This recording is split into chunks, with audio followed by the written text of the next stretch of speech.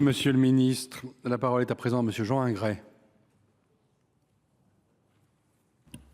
Bien, merci Monsieur le Président. Cher Loïc, ma question s'adresse à Madame la Ministre, Madame Valérie Létard. Entre janvier et mars 2024, pas moins de 284 entreprises de construction de maisons individuelles ont décidé de faire la danse de la faillite.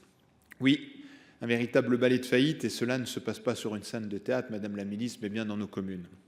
De futurs propriétaires armés de rêves et de plans se retrouvent face à un grand vide, comme des marins perdus en mer attendant désespérément un phare. Les chantiers sont à l'arrêt et les maisons sont dans les cartons. Et pendant que les constructeurs voient leurs commandes s'évaporer, la faute à des taux d'intérêt qui jouent les troubles fêtes, nos concitoyens se voient exclus de la fête de l'accession à la propriété. C'est comme dans un bal où seuls les plus riches sont invités, tandis que les autres regardent par la fenêtre l'air désemparé. Et que dire de cette obligation légale de trouver un assureur? Avec la fragilité des constructeurs, ces garants jugent le risque trop élevé et ferment la porte au nez des chantiers. Résultat, les nouvelles constructions restent bloquées comme un bon vieux moteur qu'on ne pourrait redémarrer. Ainsi, on se retrouve dans un cercle vicieux où chaque tentative entraîne davantage de difficultés. Moins d'acheteurs, moins de chantiers, moins de garanties, et hop, on tourne en rond. Permettez-moi de finir avec une touche de poésie, Madame la Ministre. Comme disait Aragon, je réclame le droit de rêver au tournant. Eh bien, adaptons cela à notre réalité. Je réclame le droit de rêver en construisant une jolie maison dans notre bourgade, le droit de m'émouvoir de son charme scintillant, sans craindre une dérobade. Madame la Ministre, il est grand temps de redonner le droit aux Français de rêver, et cela commence par débloquer la situation. Que comptez-vous faire face à cette situation? Je vous remercie. Pour répondre à cette question politique, la parole est à Madame Valérie Létard, ministre du Logement et de la Rénovation urbaine. Merci beaucoup, Monsieur le Président, Mesdames, Messieurs les sénateurs, Monsieur le sénateur Jean Ingray. La garantie que vous évoquez, obligatoire pour le constructeur, qui permet évidemment de garantir aux ménages l'activation d'une solution de repli en cas de défaillance du constructeur, lui assurant ainsi la livraison de sa maison à coût et délai garanti, et évidemment une situation difficile dans le contexte que vous évoquez pour les entreprises.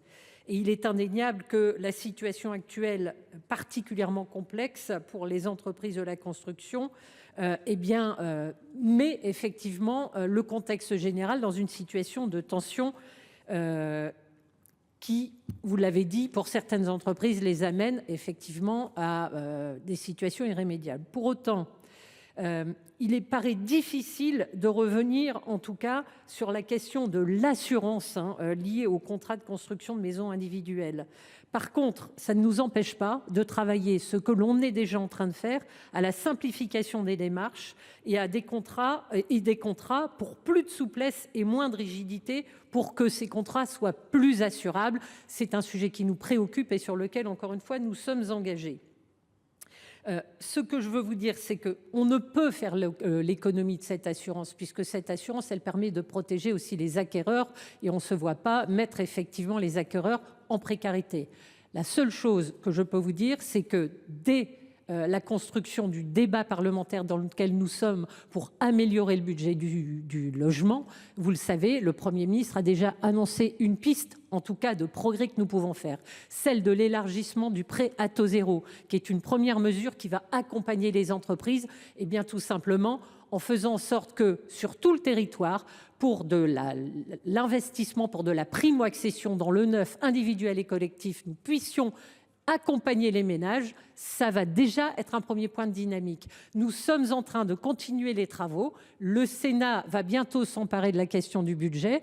Nous comptons bien évidemment sur le Sénat pour co-construire d'autres pistes pour les investisseurs privés, pour faire le relais du Pinel, pour travailler sur la dynamique d'accompagnement de la production de logements chez les bailleurs sociaux.